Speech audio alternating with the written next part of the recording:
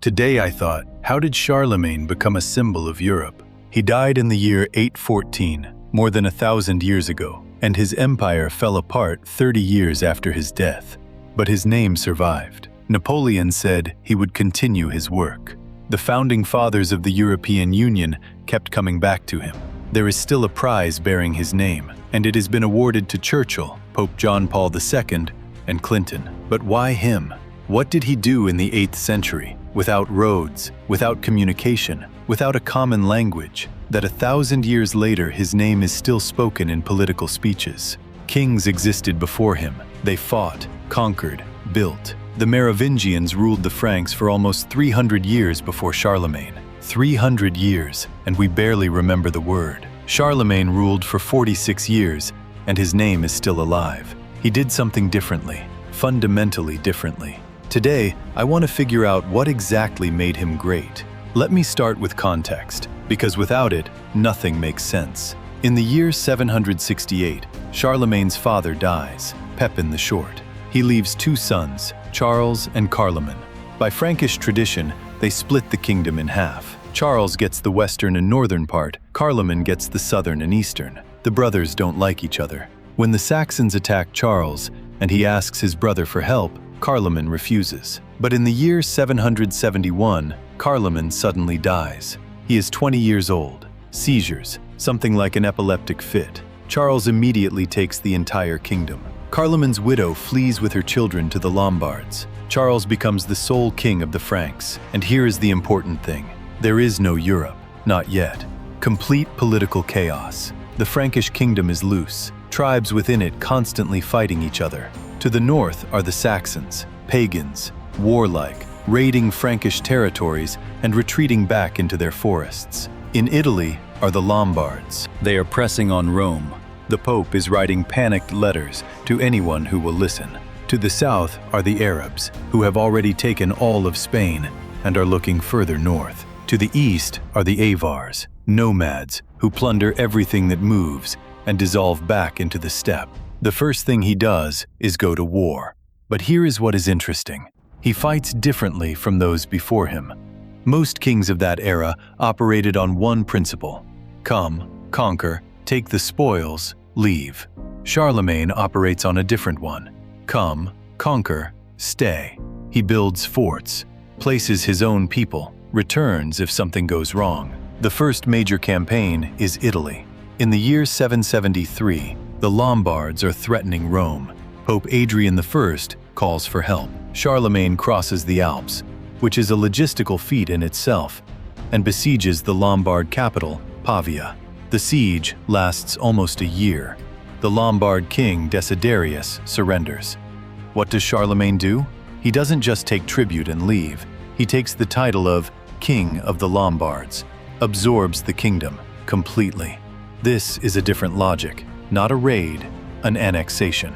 The Saxon Wars are a separate story that can't be skipped, because they reveal something important about Charlemagne's character. He fought the Saxons for 30 years. 30. From the year 772 to the year 804. Not one war, but a series of wars with breaks in between. The Saxons would accept Christianity, swear loyalty, receive peace. Charlemagne would leave. They would revolt. He would come back. The main leader of Saxon resistance was Widukind, smart, charismatic, stubborn. He led several uprisings. In the year 782, another revolt breaks out. Charlemagne returns, suppresses it, and then something happens that historians still discuss: the massacre of Verdun. In a single day, 4,500 Saxon prisoners were executed, an enormous number even by the standards of that time, because they revolted again after already surrendering. It was brutal, demonstratively brutal, and it worked, in the sense that it broke something psychologically. A few more years of resistance, and in the year 785, Widukind personally came to Charlemagne and accepted baptism. Charlemagne became his godfather. Think about that. You spend 30 years at war with someone, and then you become his godfather. You didn't just defeat an enemy, you took him into your family, symbolically. The Saxon Wars ended for good only in the year 804. Charlemagne was already past 60. He spent most of his adult life fighting this one people. At the same time, to the east, there were the Avars. By the end of the 8th century, the Avars had accumulated enormous wealth, raiding Byzantium and all their neighbors for 2 centuries. They had a fortified center called the Ring, several circles of earthen fortifications in Pannonia, roughly modern-day Hungary. In the year 791, Charlemagne launches a campaign against the Avars, a massive operation with 3 armies from different directions. Within a few years, the Avar state is completely destroyed. The captured treasures were so vast that, according to contemporary accounts, dozens of wagons were needed to transport them. 2 centuries of accumulation, gone in one moment. This funded much of what Charlemagne built next. Now I want to look at the system of governance, because war is a tool for expansion. Governance is what holds things together. The empire is enormous, from the Pyrenees to the Elbe River, from the North Sea to central Italy. No one can be everywhere personally. Charlemagne understood this and built a system that worked without his constant presence. The foundation was the count. Every territory divided into counties. Every county has a count. He judges, collects taxes, leads the local militia. This wasn't new. Counts existed before Charlemagne. What was new came next. The Missi Dominici, the Lord's envoys, pairs of people, one secular and one from the church, who traveled through the regions once a year. They checked everything, how the count administered justice, whether it was fair, whether he was taking bribes, how the poor, widows, and orphans were treated. Then they came back and reported directly to Charlemagne. This is feedback. In the 8th century, Charlemagne wanted to know what was actually happening, not what his courtiers told him. At the same time, he constantly issued capitularies, which were legislative acts. More than 300 of them survive. They regulated everything from military service to how monks should behave, from food prices in famine years to rules for managing royal estates. It was an attempt to govern through text, a territory that couldn't be physically reached. Schools. This can't be left out. Charlemagne builds schools at monasteries and cathedrals. He brings in scholars, Alcuin from York in England, Paul the Deacon from Italy, Theodulf from Spain. He creates something like an academy at his court in Aachen. They read together, discuss, argue about theology and philosophy. Charlemagne himself took part in these discussions, and yet Charlemagne never learned to write properly. He learned to read as an adult, but writing by hand never came. Einhard, his biographer, tells us that Charlemagne kept tablets under his pillow and practiced at night, but his hand wouldn't cooperate. He started too late. A man who cannot write builds a system of education because he understands the value of literacy better than many who are literate. Why did he need literate people? Because a system of governance requires documents, laws, orders, correspondence. All of it needs to be written down. And literate people were catastrophically scarce. The church was the only reservoir of literacy at the time, and Charlemagne used that. The Carolingian minuscule was a standardized script developed at his court. Our lowercase letters descend from it. The way you are reading this text traces back, distantly, to Charlemagne's decision to standardize writing. The church. This is the most important part. In the 8th century, the church has something no king has, a shared language of meaning. Latin, one mass, one ritual. A priest in Bavaria and a priest in Aquitaine perform the same service. A peasant in Saxony and a peasant in Burgundy pray the same words, confess by the same rules, bury the dead by the same rite. In a world with no common language, no common culture, no common identity, the church is the only shared point. Charlemagne understood this earlier and more deeply than most rulers of his time. Bishops receive lands and privileges. The local bishop is not just a spiritual shepherd, he is an administrative unit. He reports, he carries out instructions, he is part of the system. At the same time, Charlemagne personally involves himself in theology. He writes letters to the Pope explaining how certain doctrines should be understood. He organizes councils. He monitors the uniformity of the liturgy across the empire. This looks strange, a secular ruler meddling in theology. But the logic is simple. If every village has a slightly different mass, a slightly different ritual, there will be no unity. Standardizing worship is a political act, just wrapped in religion. There was one major theological dispute of the time over icons. Byzantium allowed icons, then banned them, then allowed them again.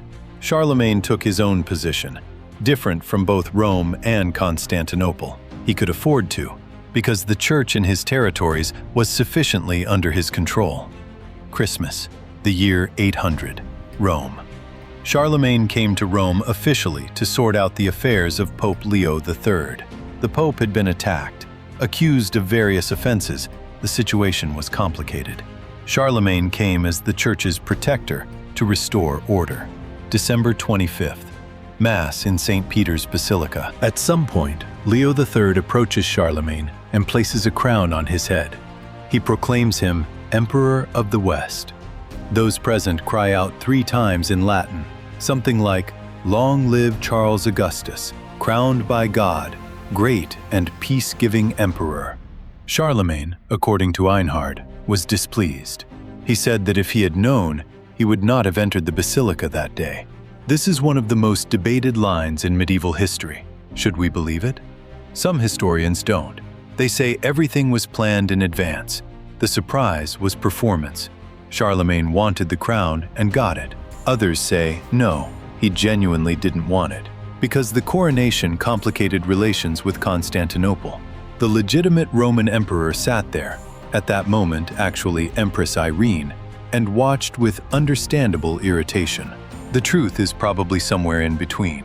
Charlemagne wanted to be emperor in practice, but this particular format, crowned by the Pope's hands, in Rome on Christmas, created problems he hadn't wanted. But what is certain is this. After the fall of the Western Roman Empire in the year 476, more than 300 years had passed, and suddenly there is an emperor in the West again. Rome, for the people of the 8th century, was not just history. It was a lost golden age, the standard of order, civilization, law. And here is a man who seems to say, look, this is possible again. After the coronation, Charlemagne had 14 more years to live. They were not easy ones. Negotiations with Constantinople dragged on. The Byzantines didn't recognize his imperial title. They had their own emperor. Why would they need a second one in the West? Eventually, some agreement was reached, but relations remained strained. The northern borders were a concern. The first Viking raids had begun. Charlemagne built a fleet in the north and fortified the coastline. A new threat he began to feel in his final years. Inside, there was exhaustion. 30 years of war. He was already old by the standards of the time, past 60. In the year 813, he crowned his son Louis himself, while still alive, without waiting for death. So there would be no disputes over succession. So the transfer of power would go cleanly. This too was unusual for the time. Kings normally held on to power until the very end. In January of the year 814, Charlemagne developed pneumonia. He died within a few days. He was around 72 years old, a remarkable age for that era, especially for a man who had spent so much time on campaign. He was buried in Aachen, in the cathedral he had built himself. What happened next can't be skipped. Louis the Pious ruled for 26 years. He was devout, educated, genuinely kind, and a catastrophically weak ruler, which often go together. Under him, his sons from different marriages began fighting each other while he was still alive. It was a disgrace. Children taking up arms against a living father. Louis lost real power several times and then regained it. He died in the year 840. And 3 sons, Lothair, Louis the German, and Charles the Bald, fought over the inheritance for 3 years. In the year 843, they signed the Treaty of Verdun. They divided everything. Lothair got the middle, Italy, and a strip of land along the Rhine. Louis got the eastern part, the future Germany. Charles got the western part, the future France. Everything Charlemagne spent 30 years building fell apart in 30 years after his death. In the year 962, Otto I creates what would later be called the Holy Roman Empire. Different territory, different era, different political reality. But he appeals to Charlemagne again. We are continuing his work. In the 12th century, Frederick Barbarossa pushes for Charlemagne's canonization, not through Rome, but through an antipope, an unofficial sainthood recognized only in certain dioceses. But the gesture is clear. He needed a sacred ancestor. Charlemagne became one. Napoleon. His coronation at Notre Dame in the year 1804 was a clear reference to the coronation of the year 800.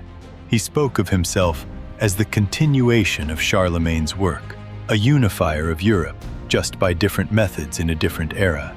The founding fathers of the European Union after the Second World War. Adenauer, de Gasperi, Schumann. They were building European unity and kept returning to Charlemagne as a precedent. Look, this worked once before. And the Charlemagne Prize, which has existed since the year 1950 and is still awarded today. 1,200 years. Everyone reaches for the same name. Why? That's what I'm trying to understand. There were many conquerors, many people who built systems of governance, many who used the church as a tool. What is so particular about Charlemagne?